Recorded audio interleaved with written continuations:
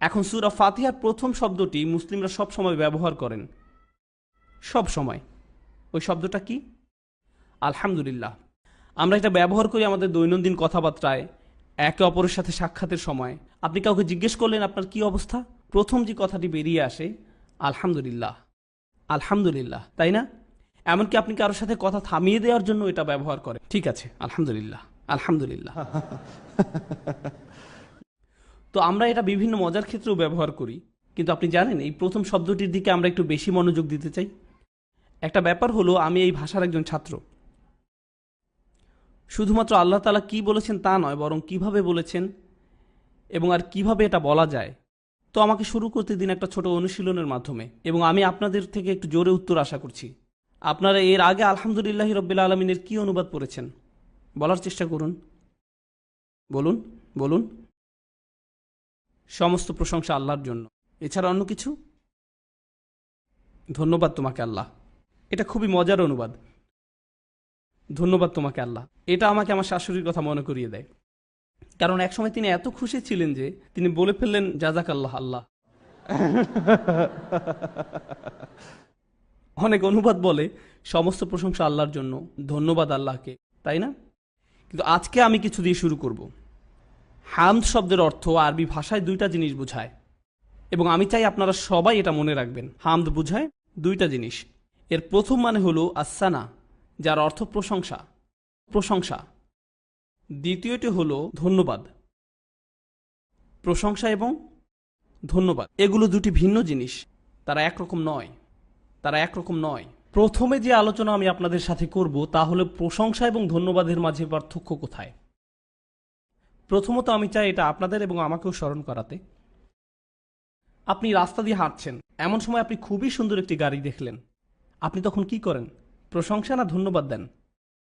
আশা করি আপনি এটাকে ধন্যবাদ দেন না। যেমন আপনি গাড়িটির কাছে যে হুডের উপর হাত চাপড়িয়ে বলেন না যে তোমাকে ধন্যবাদ বিএমডব্লিউ, আপনি সেটা করেন না। আপনি বলেন চমৎকার গাড়ি, আপনি প্রশংসা করেন। প্রশংসা একটা ভিন্ন বিষয়। এখন উদাহরণস্বরূপ আপনি এমন কারো বাসায় গেলেন যার মাত্রই বাচ্চা হয়েছে। যদিও আমার ব্যক্তিগত মতামত হলো সদ্যজাত বাচ্চা দেখতে বয়স্ক লোকের মতো, কিন্তু আপনি যাবেন এবং সুন্দরভাবে বলবেন খুব সুন্দর, ওয়াও খুব সুন্দর, খুব সুন্দর। যদিও তাকে দেখতে অদ্ভুত লাগে কিংবা ডাইনোসরের মতো। আমি এটা বলতে পারি, আমার 6টা বাচ্চা আছে, আমার একটুও লজ্জা লাগে না। যাই হোক, আপনি একটি পরিবারের কাছে যান এবং বলেন কি চমৎকার বাচ্চা। আপনি এখন কি করলেন? আপনি কি প্রশংসা করলেন না ধন্যবাদ দিলেন? প্রশংসা করলেন। আপনি বাচ্চাটাকে ধন্যবাদ দেন না, আপনি এর প্রশংসা করেন। আপনি যখন কোনো খেলা দেখেন এবং একজন ভালো খেলোয়াড় দেখেন, আপনি তার প্রশংসা করেন, ওয়াও অসাধারণ। আপনি সেই খেলোয়াড়কে ধন্যবাদ দেন না, আপনি তার প্রশংসা করেন। বোঝা গেল? কিন্তু ধন্যবাদ দেয়া সম্পূর্ণ ভিন্ন। আপনি তখনই কাউকে ধন্যবাদ দেন যখন কেউ আপনার জন্য কিছু করে, যখন কেউ আপনার জন্য কিছু করে। সুতরাং যখন আপনি মনোমুগ্ধকর কিছু দেখেন, যখন আপনি সুন্দর কিছু দেখেন, যখন আপনি এমন কিছু দেখেন যা আপনাকে মুগ্ধ করে, কৌতূহলী করে, তখন আপনি এর প্রশংসা করেন। যখন কেউ আপনার উপকার করে, যখন কেউ আপনার জন্য ভালো কিছু করে, আপনি তাকে ধন্যবাদ দেন, তবে নেহাত প্রশংসা করেন না। যখন আপনি কারো প্রশংসা করেন তার মানে এই না যে আপনি তাকে ধন্যবাদও দেন। এটা পরিষ্কার? যখন আপনি কোনো কিছুর প্রশংসা করেন, এটা এমন না যে আপনি তাকে ধন্যবাদ দেবেন, কিন্তু এর বিপরীতটাও সত্য। যখন আপনি কোনো কিছুকে ধন্যবাদ দেন বা কাউকে ধন্যবাদ জানান, তার মানে এই না যে আপনি তার প্রশংসা করেন। এটা নিয়ে কিছুক্ষণ চিন্তা করা যাক। কিভাবে আপনি কাউকে ধন্যবাদ জানাবেন তার প্রশংসা না করে? আপনাদের আমি কোরআন থেকে একটা দুইটা উদাহরণ দিব। আপনারা জানেন মুসা আলাহিসাল্লাম খুব অদ্ভুত পরিবারে বড় হয়েছেন। কোথায় বড় হয়েছেন? তাঁর ঠিকানা কি ছিল? বেশ বিখ্যাত ঠিকানা, তাই না? তো ফেরাউন তাকে সন্তান হিসেবে নিয়েছিল। দেখুন, ফেরাউনই তাকে লালন পালন করেছে। আর অনেক বছর পর মুসা আলাহিসাল্লাম যখন ফিরে এলেন, ফেরাউন মূলত বলেছিল কি করে, কোন সাহসে তুমি আমার সাথে এভাবে কথা বলছো? এবং ফেরাউন তাকে বলেছিল, আমরা কি তোমাকে নবজাতক হিসাবে লালিত পালিত করিনি? আমরা কি তোমাকে এখানে লালন পালন করিনি আমাদের মাঝে? তুমি কি তোমার জীবনের অনেকগুলো বছর এখানে কাটাওনি?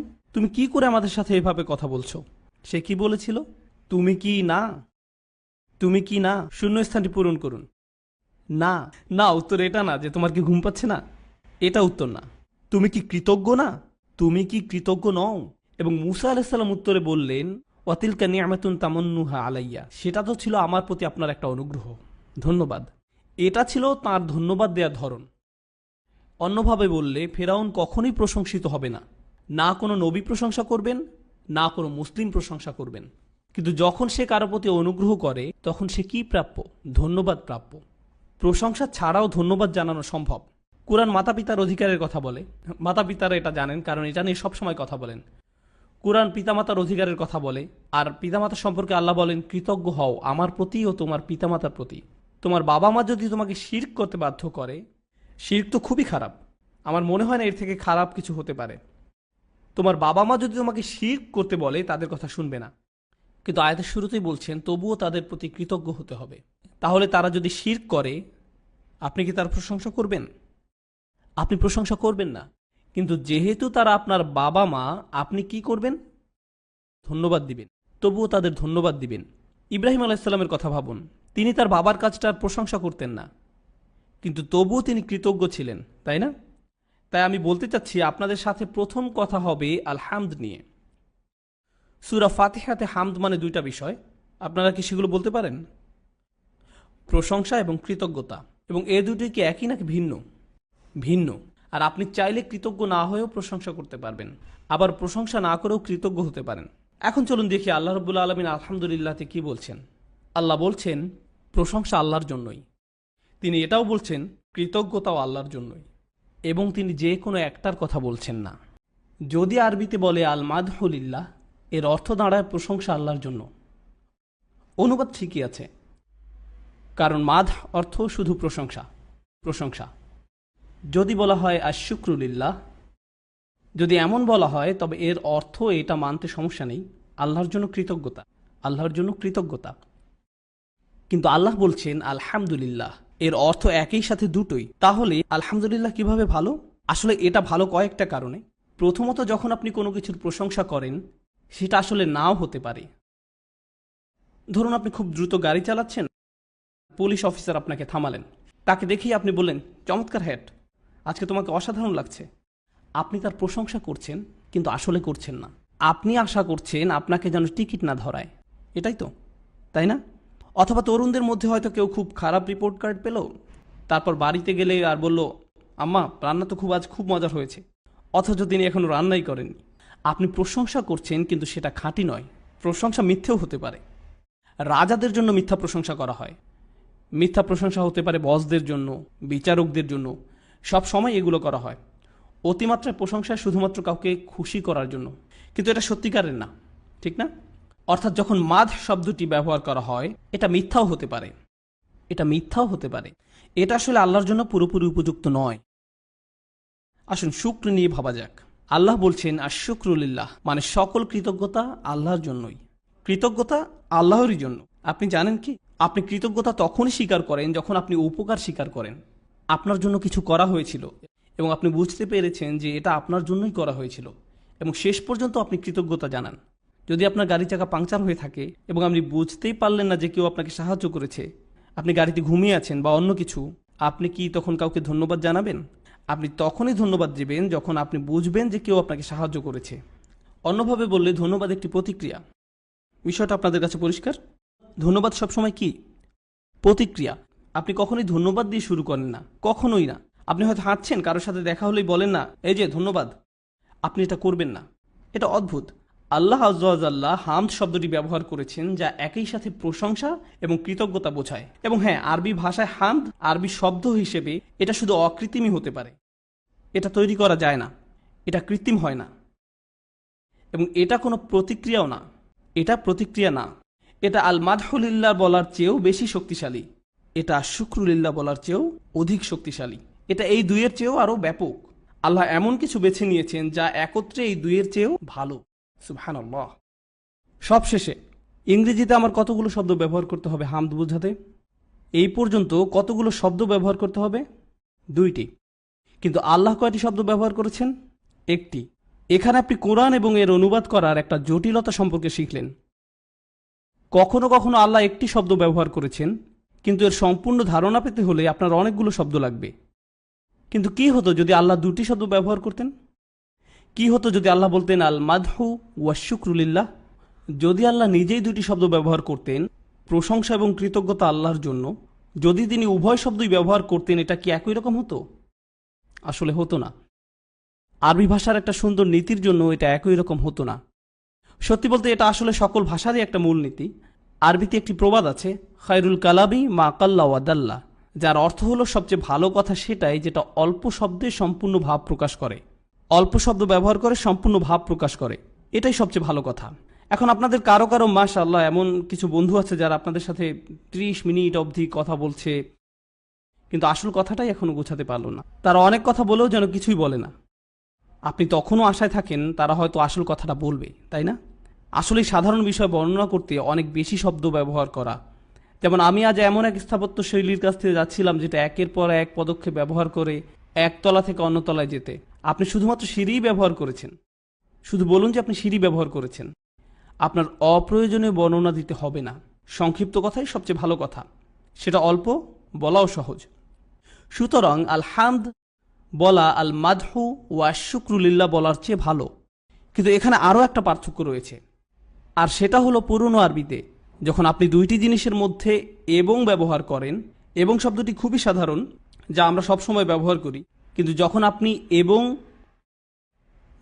এবং শব্দটি আরবিতে ব্যবহার করেন, এবং এর আরবি প্রতিশব্দ কি কেউ জানেন? ওয়া। এটা দুটি জিনিসকে আলাদা করে, এমনকি অর্থের দিক দিয়েও। আপনি কি তার মানে জানেন? যদি বলেন আল মাদহু ওয়া শুকরুলিল্লাহ, আপনি আসলে বলছেন আল্লাহর প্রশংসা কিছু জিনিসের জন্য এবং কৃতজ্ঞতা অন্য কিছু জিনিসের জন্য। এটা সবসময় একত্রিত হয় না, কারণ শব্দগুলো একত্রিত না। যেহেতু আপনি তাদের আলাদা করছেন, কখনো আপনি আল্লাহর প্রশংসা করছেন কৃতজ্ঞতা প্রকাশ না করে, আবার কখনো আপনি আল্লাহর কৃতজ্ঞতা প্রকাশ করছেন তার প্রশংসা না করে। কিন্তু যখন আপনি আলহামদুলিল্লাহ বলেন, যে কারণে আলহামদুলিল্লাহ বলেন না কেন, বাস্তবতা কি আপনি আল্লাহর প্রশংসা এবং কৃতজ্ঞতা একই সময়ে প্রকাশ করছেন। আপনার যে কোনো একটি বেছে নিতে হবে না। এখন উদাহরণস্বরূপ আপনি একটা সুন্দর গাড়ির পাশ দিয়ে হেঁটে যাচ্ছেন এবং এই সুন্দর গাড়িটির দিকে তাকান এবং বললেন আলহামদুলিল্লাহ। আপনি কি করলেন? আপনি আল্লাহর প্রশংসা করলেন মানুষকে এই ক্ষমতা দেওয়ার জন্য, এটা নকশা করার, এটা তৈরি করার ক্ষমতা দেওয়ার জন্য। এবং আপনি আল্লাহর কৃতজ্ঞতা প্রকাশ করলেন এর ভেতরে বসে থাকার সুযোগ দেওয়ার জন্য, অথচ এর মালিক হয়তো জানেন না। আপনি একই সাথে প্রশংসা করছেন এবং ধন্যবাদ দিচ্ছেন। আপনি এটাই করছেন। এটাই প্রকাশ করে একজন মুসলিমের আচরণ কেমন। তো ধরুন কেউ আপনার সাথে কথা বলতে আসলো, দিনটা আপনার খারাপ যাচ্ছিল, কেমন চলে? ও আলহামদুলিল্লাহ। আপনি কিন্তু আসলেই আল্লাহর প্রশংসা করছেন না। আসলেই আল্লাহর প্রশংসা করছেন না। আলহামদুলিল্লাহ শুধুমাত্র বলার জিনিস নয়, এটা একটা আচরণগত ব্যাপার। এটা আপনার মনোভাবের সাথেও জড়িত। মুখ দিয়ে কি আসলো সেটা আল্লাহর কাছে মুখ্য নয়। আল্লাহর কাছে মূল্যবান হচ্ছে যে কথা অন্তর থেকে আসে। তাই যখন আমরা আলহামদুলিল্লাহ বলি তখন যেন মন থেকেই বলি। উদাহরণস্বরূপ বলা যায়, আপনি জ্যামে আটকে থেকেও বললেন আলহামদুলিল্লাহ। এমনটা ভাবা একটু কঠিনই বটে, তাই না? কারণ আমি জানি আপনারা প্রায় জ্যামে পড়েন। তাই যখন আপনি জ্যামে বসেও আলহামদুলিল্লাহ বলেন, তার মানে আপনি কি বলছেন? হে আল্লাহ, এটা দেখতে হয়তো খারাপ মনে হচ্ছে, কিন্তু আমি নিশ্চিত এর পেছনে একটা কারণ অবশ্যই আছে এবং আমার জন্য ভালো কিছু, এবং আমি আপনাকে এর জন্য ধন্যবাদ জানাই এবং আপনার প্রশংসা করছি কারণ আমি নিরাপদে আছি। আমি খুশি কারণ আমার জন্য একটা গাড়ি আছে যা নিয়ে জ্যামে আটকে থাকতে পারি, কিন্তু কমপক্ষে একটা গাড়ি তো আছে। এজন্য যে আমার একটা চাকরি আছে। আপনি ইতিবাচক চিন্তা করতে শুরু করেছেন। আলহামদুলিল্লাহ যা করে তা হলো একজন মুসলিমকে ইতিবাচকভাবে ভাবতে বাধ্য করে।